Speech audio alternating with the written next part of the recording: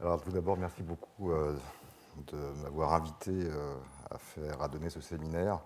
Alors, malheureusement, j'ai choisi un autre aspect de la diffusion ou de la dynamique de diffusion des bactéries résistantes que ce que nous faisons sur l'utilisation des nouvelles technologies de la communication. Et j'ai en fait choisi de vous présenter, de vous raconter une histoire. Et en fait, il s'agit, donc je vais le mettre en plein écran, voilà, de vous raconter l'histoire. C'est au fond la suite de ce sur quoi je travaille depuis le début, qui concerne le pneumocoque, et on en viendra. Et il y a un lien, vous le verrez aussi, avec ces questions de dynamique de dissémination. Ça, c'est le contenu. Et on pourrait bien évidemment se poser des questions sur comment mesurer les contacts dans la communauté, mais ça, nous pourrons en parler. Alors, ma présentation s'effectuera donc, en plusieurs points. Voilà, je vous propose d'abord un petit préambule sur deux diapositives sur l'épidémiologie, et après j'entrerai dans les aspects théoriques. Quelques diapositives, et dans le déroulé, eh bien, je vous raconterai une histoire, l'histoire de la résistance du pneumocoque, de comment est-ce que cette histoire, au fond, avec évidemment une sorte de complicité économique, on reviendra dessus, mais a abouti au plan les antibiotiques, c'est pas automatique. Et vous verrez que dans la suite de l'histoire, il y a des éléments un petit peu paradoxaux qui ne manquent pas de nous interroger sur ce qui se passe du point de vue de l'évolution et la dissémination des pneumocoques et des différents types de pneumocoques dans les populations et notamment dans la communauté. Alors l'épidémiologie, pour aller vite, il y a quelques points qui sont importants. Ce pic d'étudier les états de santé dans les populations, et aussi d'étudier l'impact des applications des résultats de l'épidémiologie. Mais ce qui est important, et je pourrais vous l'illustrer par des éléments un peu historiques, c'est que d'abord, il y a deux hypothèses ou deux postulats à la démarche épidémiologique. C'est que, un, les maladies ne surviennent pas au hasard. Et puis, le deuxième, c'est que les maladies ont des causes identifiables qui peuvent ne pas avoir d'évidence, au sens anglo-saxon du terme, biologique. L'exemple historique, c'est John Snow, c'est-à-dire je casse, ou j'arrive à ce que la pompe à l'origine de l'épidémie de choléra à Londres, dans la fin du XIXe siècle, donc je casse la pompe et l'épidémie s'arrête, alors même que je ne connais pas Vibrio cholerae. Voilà. Et donc la démarche épidémiologique que John Snow avait poussée quasiment jusqu'au bout, c'est-à-dire qu'il n'avait pas utilisé les outils de modélisation pour pouvoir prédire ce qui pourrait se passer si on ne faisait rien, eh bien, a abouti à une décision, au fond, et à contrôler un phénomène épidémique qui était pour le moins assez mortel, sans même qu'on sache que c'était une bactérie qui était responsable du problème. Et dans le domaine de la recherche, plus particulièrement, alors il y a différentes perspectives à la démarche épidémiologique. Une grande, c'est la décision de santé publique ou les décisions de santé publique. Une autre, évidemment, c'est l'amélioration de la connaissance, et vous allez voir que durant ce séminaire, je vais en permanence osciller d'un côté et de l'autre. Mais l'épidémiologiste, au fond, dans le domaine de la recherche, eh bien, se pique d'essayer de résoudre des problèmes, c'est-à-dire comprendre des mécanismes physiologiques ou physiopathologiques par la vision du plus grand nombre. En gros, l'idée et son manque d'humilité se pose sur ce pari: ce que je ne vois pas chez mon malade ou via mon microscope, chez mon malade pour le médecin, via mon microscope pour le biologiste, eh bien, peut être visible au niveau populationnel. Et donc comprendre des phénomènes qui n'existent, alors par exemple comprendre des phénomènes, mais il n'y a pas que là, qui n'existent qu'à un niveau populationnel, et vous allez voir que la résistance bactérienne, ou plutôt la dissémination des bactéries résistantes, eh bien, en est une illustration.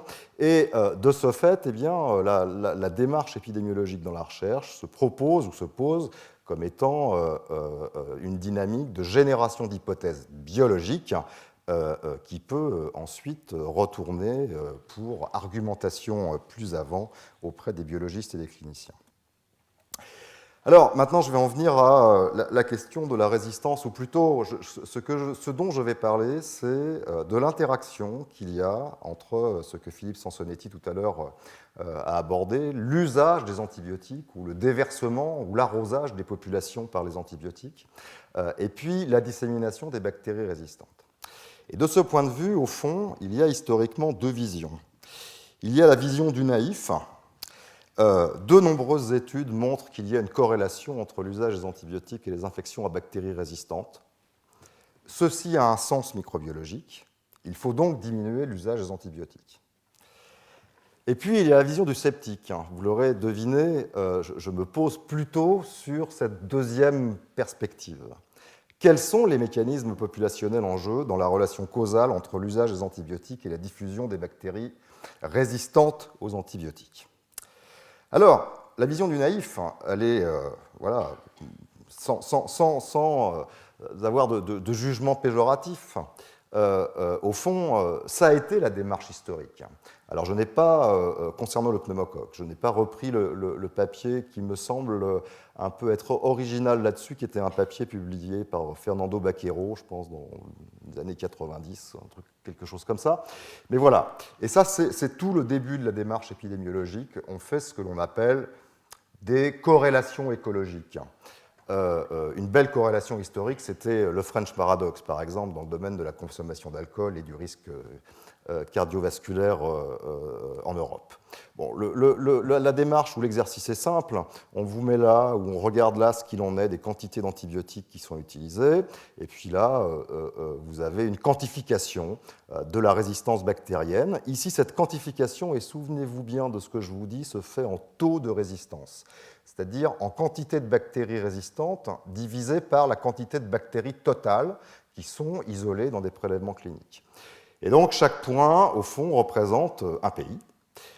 Et donc là, une grande diversité de pays développés, et on essaye de tirer une droite, et on en déduit qu'il y a une relation entre l'exposition antibiotique et puis la résistance bactérienne.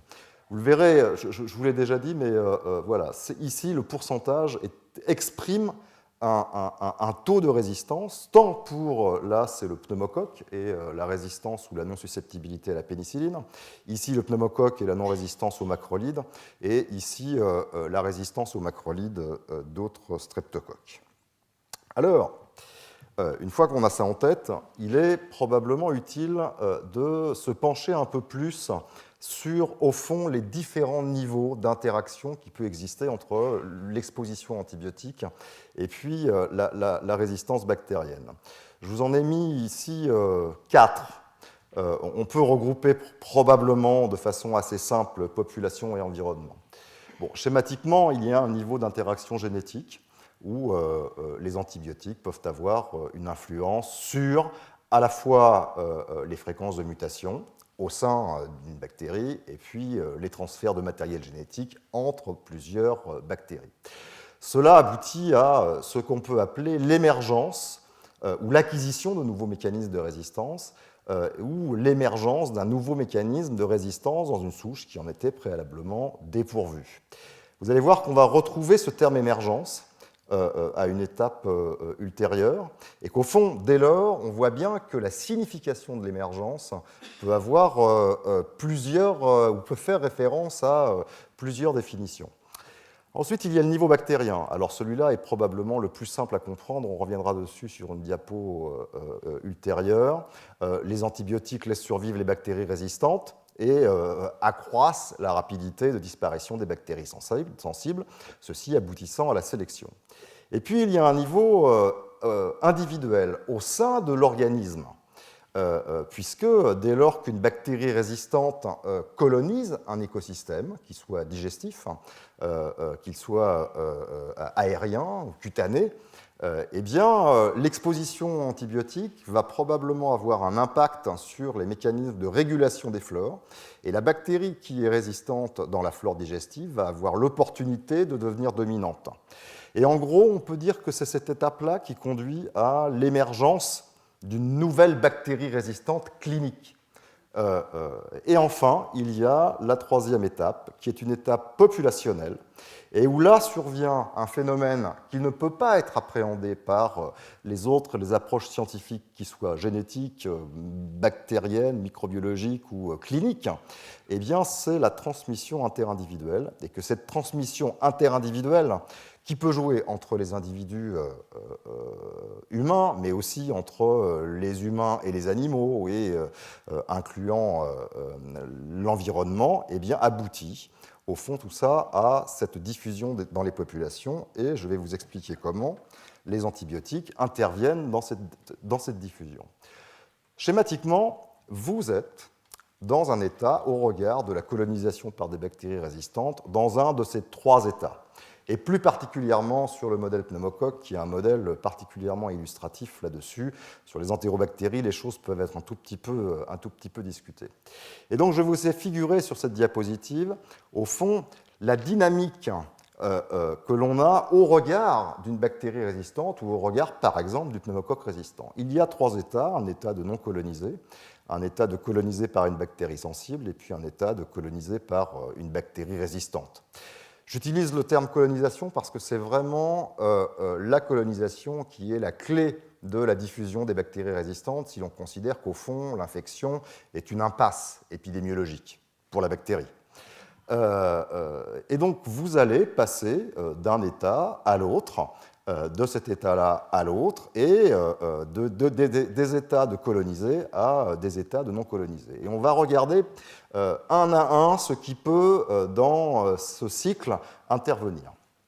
Alors, on va régler la question de l'émergence, qui fait référence à le terme émergence bactérienne, c'est-à-dire le premier niveau que je vous ai expliqué dans le schéma précédent. En termes populationnels, et plus particulièrement pour ce qui concerne le pneumocoque, le poids de cette émergence dans ce qui fait l'ensemble de l'évolution de la résistance ou des infections résistantes, des infections à pneumocoque résistantes aux bêta-lactamines par exemple, le poids de cette émergence est faible. Il y a des modèles où il est un peu plus fort, notamment à l'hôpital, mais grosso modo, ce poids est relativement négligeable.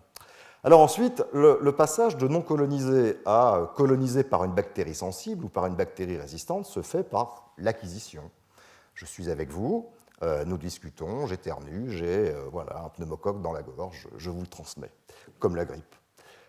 Et cette transmission interindividuelle peut dépendre de l'aptitude, nous le reverrons, épidémique intrinsèque de la bactérie, et puis de la dynamique des contacts au sein des populations. Évidemment, elle est susceptible d'être modifiée par l'hygiène et l'isolement. C'est ce que l'on fait à l'hôpital. Une épidémie d'entérocoques résistants à la vancomycine survient. J'en parle d'autant plus savamment que dans mes activités hospitalières, je suis en ce moment amené à gérer le contrôle d'une telle épidémie. On met les patients, on prend des mesures d'hygiène, on les isole selon différentes modalités qui peuvent aller jusqu'à des isolements collectifs et l'épidémie s'arrête. Les antibiotiques peuvent avoir, sur certaines bactéries, c'est tout au moins des hypothèses qu'on teste actuellement, un impact sur l'acquisition. Je vous en ai parlé par les modifications de flore, mais probablement aussi par des modifications des capacités d'adhésion des bactéries. C'est des choses que l'on regarde et qui sont actuellement examinées, notamment pour staphylocoques résistants à la méticilline. Et puis, il y a la décolonisation. Et l'élément principal qui intervient sur la décolonisation, ce sont les antibiotiques, qui augmentent la vitesse de décolonisation naturelle des bactéries sensibles relativement aux bactéries résistantes. Et ce qu'il y a de particulièrement important dans ce schéma, c'est de comprendre que les antibiotiques n'interviennent pas, ici je vous en ai parlé de façon assez mineure au fond, je l'ai mis parce qu'il est assez vraisemblable qu'il y ait un impact effectivement sur ce que je vous disais tout à l'heure, sur le fait que les bactéries résistantes peuvent devenir dominantes dans le milieu à l'occasion d'une exposition antibiotique des individus. Mais l'élément majeur dans la dynamique de diffusion des bactéries résistantes se fait sur la phase de décolonisation et non sur la phase d'acquisition. Alors, comme vous le savez, les épidémiologistes ont des réseaux neuronaux assez simples et en général raisonnent avec des tableaux, ce qu'on appelle des tableaux de contingence. Et les épidémiologistes vont comparer les gens malades, non malades, exposés, non exposés, ce qui aboutit à ce qu'on appelle des tableaux de contingence à 4 cases. Dans la résistance bactérienne, comme je viens de vous l'expliquer, au fond, il y a 3 états différents. Eh bien, les 3 états différents compliquent un peu les choses, puisque du coup, on aboutit à un tableau à 6 cases. Il y a une autre notion qu'il faut que je vous explique, c'est ce terme barbare, odd ratio, qui est un terme qui fait référence au rapport des cotes en français, mais qui, au fond, est une unité de mesure de la force de l'association entre 2 phénomènes en épidémiologie. En gros, ça mesure ce qu'on appelle le risque relatif ou le rapport de risque, c'est-à-dire le risque d'avoir une maladie quand on est exposé à quelque chose divisé par le risque d'avoir une maladie quand on est exposé à autre chose. Et donc, c'est le coefficient multiplicateur du risque d'avoir cette maladie quand on est exposé, par exemple là, à un antibiotique, pour ce qui concerne les bactéries résistantes. Et donc vous voyez qu'il y a quelque chose de particulier dans cette question de la résistance aux antibiotiques, c'est qu'au fond, il est moins simple, parce qu'il y a 3 états, que ce qui se passe quand on essaye de mesurer le risque de pathologie cardiovasculaire alors même que l'on a été fumeur. Et du coup, on arrive à définir non pas une seule association, mais si on fait la combinaison au sein de ce tableau, eh bien au fond, 3 associations. Un risque relatif qui concernerait l'impact populationnel sur la colonisation par les bactéries sensibles, un risque relatif qui concerne l'impact populationnel sur la colonisation par les bactéries résistantes, et puis un risque relatif qui fait la comparaison entre les bactéries résistantes et les bactéries sensibles. Et ça, c'est une notion particulièrement importante, parce que du point de vue du clinicien, il est bien évident que c'est cet effet de sélection qui est important quand il prescrit un antibiotique. Mais du point de vue du décideur de santé publique, ce qu'il a envie de savoir, lui, c'est l'impact que l'exposition antibiotique peut avoir sur la diffusion des bactéries résistantes dans la population. Et vous voyez bien qu'il y a 2 plans du coup, qui sont des plans de décision. Le clinicien décide pour son malade, le décideur de santé publique décide pour sa population, et qu'au fond, alors, l'odd ratio, celui-là, le risque relatif sensible se déduit des 2 autres, mais qu'au fond, du coup, pour pouvoir prendre de bonnes décisions, eh bien, pour pouvoir naviguer sur des bonnes décisions, il est important, en fonction du point de vue, de faire référence aux 2, et donc, du coup, quand on travaille sur la question de la résistance bactérienne, eh bien, de s'intéresser à générer de l'information qui concerne les 2 types de décisions. Et là, je vous ai graphé un petit exercice de modélisation, enfin de simulation que j'avais fait en fonction de l'activité antibiotique, parce que vous allez voir que cela a de l'importance sur les diapositives qui viennent juste après. Au fond, ces risques relatifs, c'est-à-dire cette augmentation de risque en fonction de l'exposition, eh bien, n'ont pas le même comportement. Et là, je vous les ai figurés en fonction de l'activité antibiotique. Alors, une activité antibiotique qui irait de 0 à 1. Donc ici, à la place ou en lieu de l'antibiotique, on administre du sérum physiologique, donc avec aucune activité antibiotique. Et puis ici, on a un antibiotique, je crois que j'avais mis quelque chose comme la destruction de toutes les bactéries en quelques heures, après l'exposition à une dose de je ne sais plus combien, mais peu importe. Eh bien, vous voyez que les comportements sont complètement différents, puisque le risque relatif conditionnel qui compare les bactéries résistantes aux bactéries sensibles, eh bien, lui, ne bouge pas, alors que... non, pardon, je me trompe. C'est celui-là.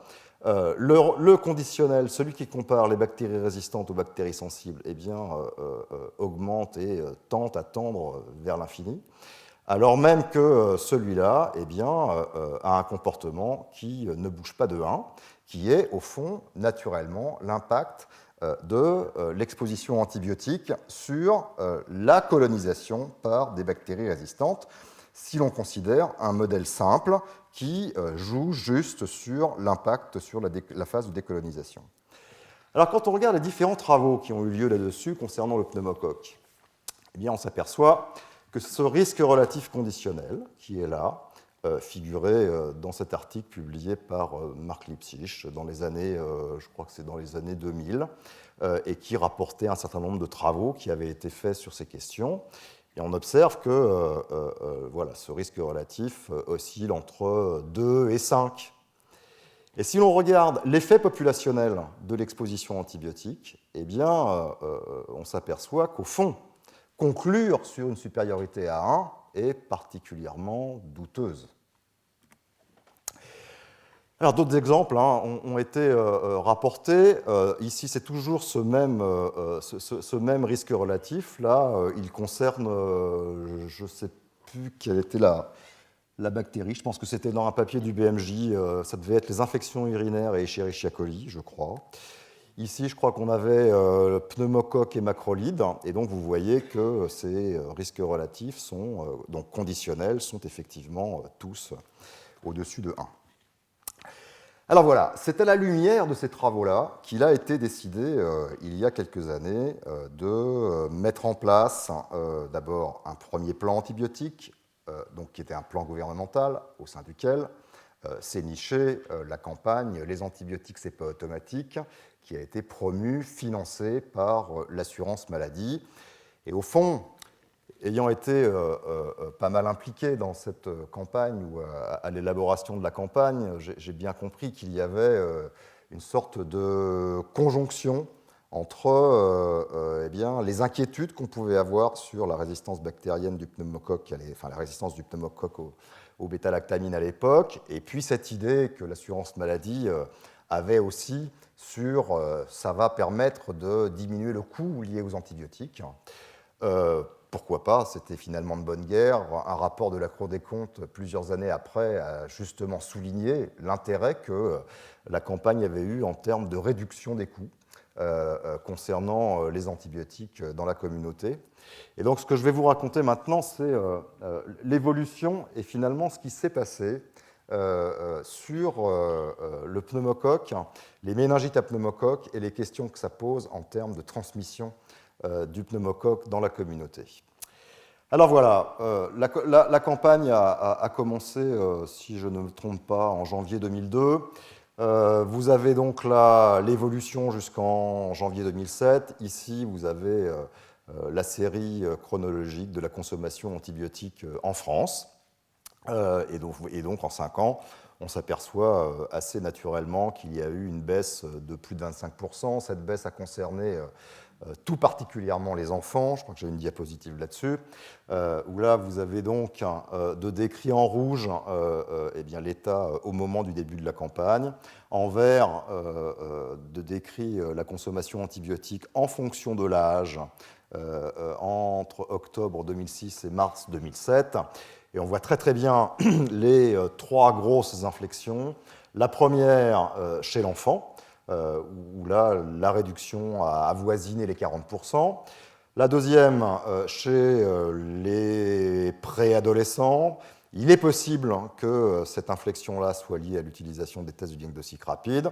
Et puis, chez les jeunes adultes, où l'explication n'est pas très évidente, si ce n'est qu'il est possible qu'il y ait eu un effet chez les jeunes adultes en rapport avec eh bien, voilà, la campagne qui était centrée ou qui a eu un effet sur les enfants.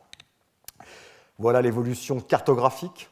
Et donc on voit très très bien, c'est absolument frappant la manière dont en 5 ans la carte s'est éclaircie du point de vue de l'exposition antibiotique. J'utilise le mot exposition à dessein, un peu comme si on avait cette idée d'un arrosoir qui passe comme ça sur la population française, parce que c'est bien de ça dont il s'agit, puisque la France était un des pays à l'époque parmi les plus utilisateurs d'antibiotiques en Europe, voire le plus utilisateur d'antibiotiques en Europe. Parallèlement à ça, eh bien, s'est développé on est bien sur le pneumocoque, un programme de vaccination utilisant un vaccin conjugué, glycoconjugué, 7 valents, Et donc là, vous avez sur ce graphique, en rouge, eh bien, c'est la même courbe concernant les antibiotiques. Et puis en noir, vous avez la courbe des ventes de vaccins PCV7. Il existe maintenant un vaccin 13 valent. Et donc vous voyez que 2003, début de la vaccination, des recommandations qui s'étendent à tous les enfants à partir de 2006. Avant, en France, les recommandations étaient un tout petit peu restrictives au sens où elles s'étaient centrées sur les enfants vivant en collectivité ou vivant dans des familles avec plus de 2 ou 3 enfants dans la fratrie, je crois. Ce qui a probablement un peu freiné l'augmentation des recours à la vaccination durant les premières années, alors que les États-Unis ont commencé autour de ces années-là à vacciner chez eux. Voilà, donc vous voyez bien voilà, il y a eu donc un plan avec du succès sur la diminution de l'usage des antibiotiques, un programme de vaccination qui a abouti, ici on est à probablement plus de 80% de couverture vaccinale, vous avez donc ces deux cartes européennes qui sont toujours mesurées en taux de résistance et pas en incidence ou en quantité d'infections résistantes. C'est-à-dire en taux de résistance, je vous rappelle, c'est le nombre de bactéries résistantes divisé par le nombre de bactéries totales, schématiquement, alors qu'un taux d'incidence ou une prévalence, ce serait un nombre d'infections à bactéries résistantes divisé par un nombre d'individus humains. Donc on a là la France dans les années 2000 qui était identifiée comme le chef de file de la résistance du pneumocoque et qui, au fond, au bout d'une dizaine d'années, eh bien, se normalise et revient dans une moyenne assez raisonnable parmi les pays européens, laissant la tête à l'Espagne ou à d'autres pays plus à l'est de nos contrées. Alors, la question qu'on peut se poser, au fond, c'est qu'est-ce que ça a eu comme effet sur l'évolution des infections invasives à pneumocoque en France? Et donc, vous avez là le nombre de méningites à pneumocoque en France depuis 2002-2003 jusqu'en 2008-2009, sur des périodes donc, de 12 mois. Et ce que l'on observe, au fond, c'est une tendance à l'augmentation. Vous avez deux courbes sur ce graphique. La première courbe, c'est le dénombrement issu de ce qu'on appelle le PMSI, le programme PMSI, programme de médicalisation des systèmes d'information. Quand vous allez à l'hôpital, eh bien, vous êtes enregistré avec un diagnostic et les informations sont maintenant centralisées par un organisme qui s'appelle l'ATIH, dont le siège est à Lyon. Et là, ce sont les chiffres du Centre national de référence du pneumocoque. On peut voir que, grosso modo, les courbes eh bien, suivent les mêmes tendances sans avoir une parallélité complète.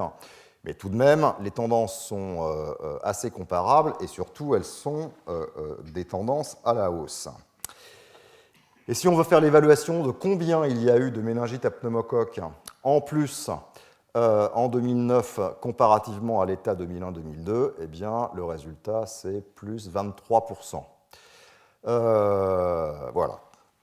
Alors, c'est sur l'ensemble de la population française, l'ensemble de la population française. Alors, justement, ta question, puisqu'il y a la diapositive en fonction de l'âge.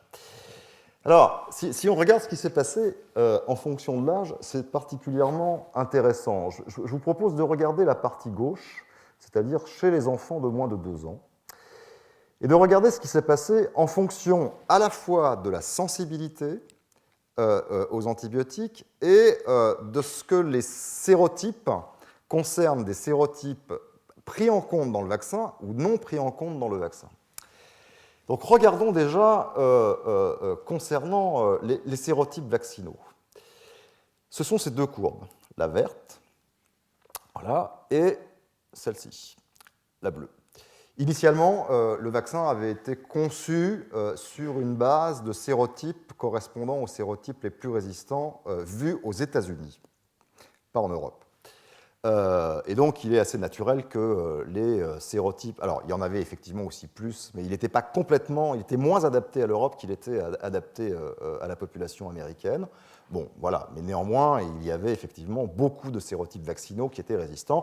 Et on observe assez nettement une diminution de ces sérotypes vaccinaux, voire une quasi-disparition. Vous verrez, j'ai des données un peu plus chiffrées dans la diapositive d'après.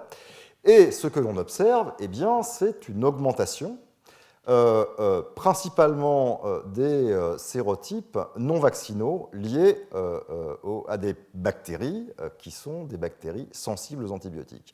Les tendances chez les personnes de plus de 54 ans sont à peu près les mêmes, mais de façon peut-être un peu moins prononcée, encore que la significativité est statistiquement plus évidente chez les personnes âgées que chez les enfants.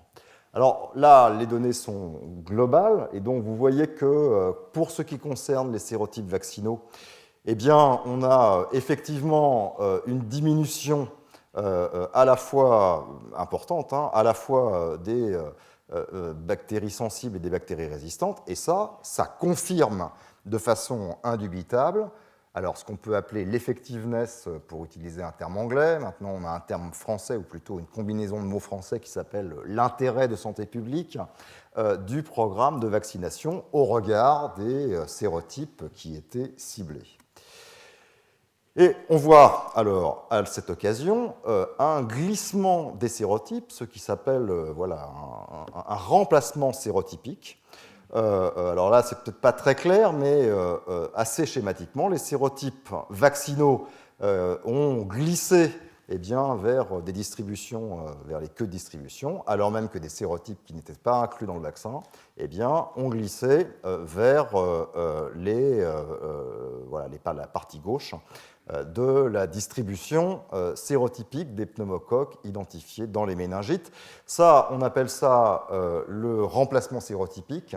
Et ce remplacement sérotypique a déjà été observé, publié dans d'autres travaux, on n'en est pas les premiers. Ce qui est assez notable tout de même, c'est de voir, et les autres travaux l'évoquent, c'est de voir la rapidité avec laquelle ce remplacement sérotypique s'opère. Alors maintenant, on est sur des sérotypes non vaccinaux, toujours le même schéma, les bactéries sensibles, les bactéries résistantes, et ce qui est absolument frappant, c'est d'observer l'augmentation, au fond, des bactéries, voilà, des méningites à sérotypes non vaccinaux et liés à des bactéries qui sont sensibles aux antibiotiques. Alors, il y a deux conclusions de cela qu'on tire. La première, c'est que, au fond, le fait qu'il y ait du remplacement sérotypique ne peut être dû qu'à ce qu'il existe de l'immunité naturelle ou de la compétition naturelle entre les différentes souches ou les différents sérotypes qui circulent dans la population.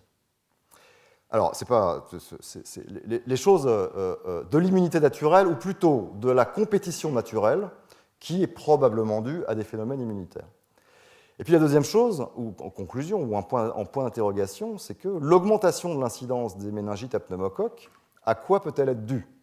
Alors, soit une différence de pathogénicité, les bactéries ne sont pas les mêmes et donnent plus vite des méningites, ou eh bien, des différences d'épidémicité entre les différents sérotypes en fonction des antibiotiques, enfin en fonction de la susceptibilité aux antibiotiques. Alors l'histoire, en fait, débute dans les années 2000. Et ça, c'est un travail que nous avions fait, qui était un essai d'intervention. Alors, vous savez, les épidémiologistes aiment bien faire ce genre de choses. Et donc, on avait pris 3 populations. Là, je vous en ai décrit que 2. 2 populations, et dans une population qui était une population du nord de la France, eh bien, nous avions implémenté un programme pour diminuer l'usage des antibiotiques. Et nous l'avions comparé à une autre population d'enfants, des enfants de 3 à 6 ans, donc que nous allions chercher dans les écoles maternelles. Et le groupe contrôle était un groupe du département du Loiret, Donc on avait implanté un programme pour diminuer l'usage des antibiotiques, ce qui a marché, et l'idée était d'observer ce que ça pouvait faire sur la colonisation de ces enfants par les pneumocoques, et notamment les pneumocoques résistants. Et les résultats étaient assez frappants, d'une diminution du taux de résistance, le même taux dont je vous ai parlé, tout à fait significative, en 6 mois, très rapidement, à l'issue d'une diminution importante et significative de l'usage des antibiotiques que je ne vous avais pas présenté ici. Mais cette diminution de l'usage des antibiotiques n'était pas liée à cette diminution de la résistance, n'était pas liée à une diminution de la colonisation par les bactéries résistantes, elle était liée à une augmentation de la colonisation par les bactéries sensibles.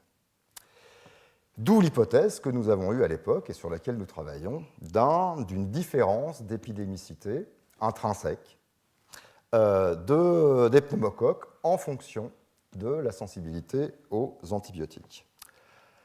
Alors voilà, un travail complémentaire qui a été fait par un de mes brillants étudiants qui est d'ailleurs ici, à partir des données recueillies dans cet essai, et qui a permis d'établir dans un premier temps qu'au fond, dans les données que nous avions, eh bien, on pouvait observer des différences d'épidémicité en fonction des différents sérotypes des pneumocoques. Les choses n'étaient pas complètement nouvelles, mais n'étaient pas non plus complètement quantifiées. Et surtout, ce qu'il a fait, c'est qu'il a été plus loin dans ce travail en observant qu'il pouvait y avoir au sein de différents sérotypes eh bien, des différences d'épidémicité en fonction de la résistance ou de la sensibilité des souches. Et que ces différences eh bien, pouvaient se voir soit dans le sens d'un accroissement ou soit dans le sens d'une diminution d'épidémicité en fonction de ce que les souches étaient sensibles ou résistantes. Deuxième chose que nous avons fait, c'est de regarder ce qu'il en était au fond des facteurs qui pouvaient affecter les dynamiques dans les populations françaises, dans la population française dynamique de méningite à pneumocoque.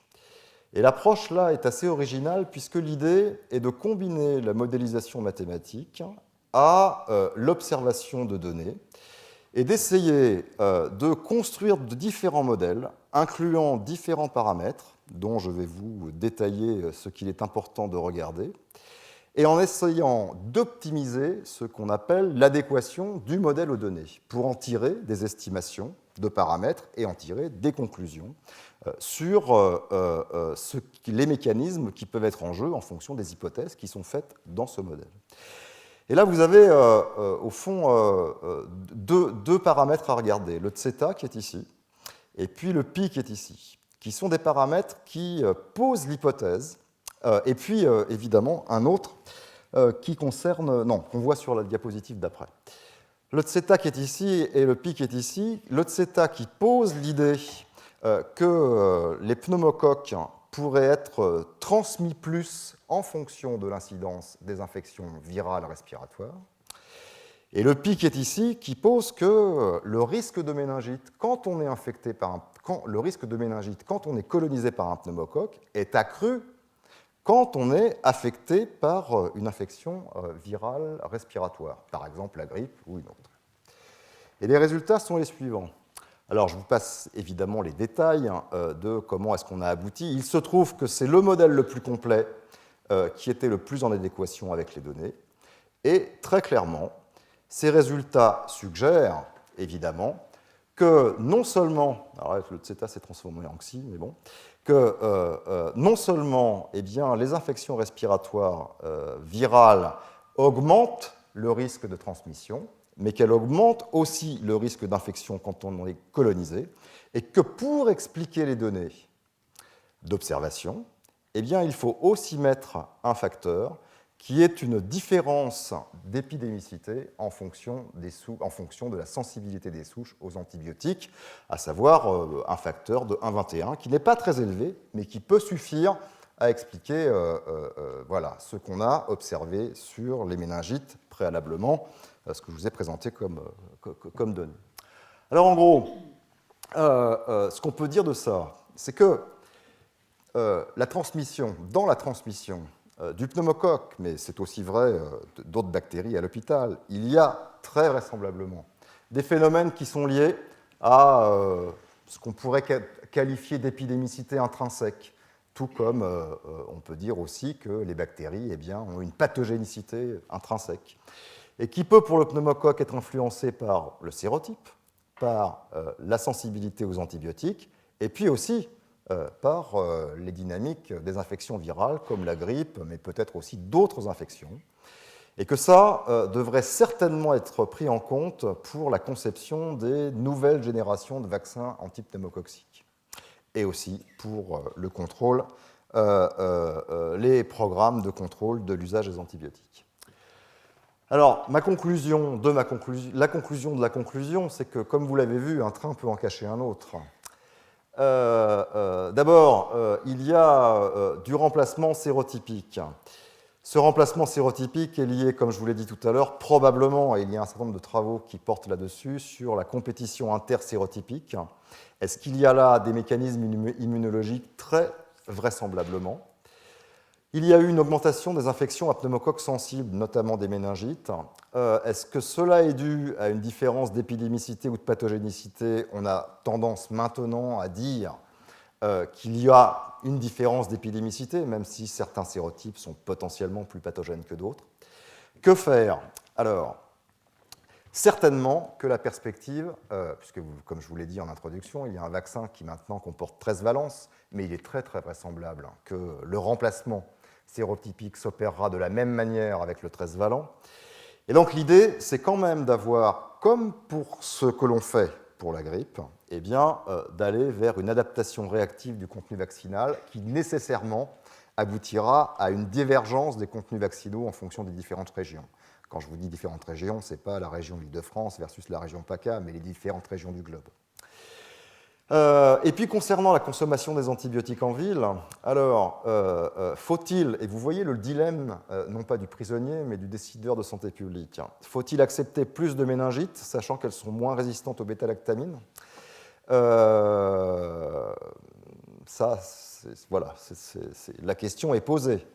La question est posée et pourrait probablement être mieux argumentée si l'on avait des travaux concernant les conséquences ou des travaux conséquents en l'occurrence, concernant les conséquences de la résistance bactérienne dans les méningites en France.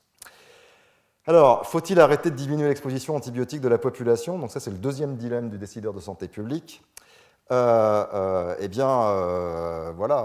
réponse n'est pas non plus évidente, puisque, comme vous le savez, actuellement, il y a, ou peut-être qu'on vous l'a raconté, il y a un risque de dissémination des Escherichia coli producteurs de BLSE dans la communauté, et que, très vraisemblablement, le moteur de cette dissémination, c'est l'exposition aux bêta-lactamines. Voilà, je vous remercie. Je vais juste remercier mes collaborateurs. Mathieu Domenech, Hélène Chaussade, tous les gens qui ont participé et qui continuent d'ailleurs de participer à cette histoire. Pierre-Yves Boel, Lula Opatovski, Laura Tomim, Emmanuel Varon du CNR, Laurence Vattier, qui est une statisticienne du laboratoire, et puis aussi donc l'assurance maladie et le réseau social des indépendants, qui sont quand même les pourvoyeurs de données sur lesquelles on travaille, et ce n'est pas si habituel que ça que de travailler sur des données qui sont probablement de ce point de vue les meilleures données au monde, et les observatoires régionaux du pneumocoque. Je vous remercie.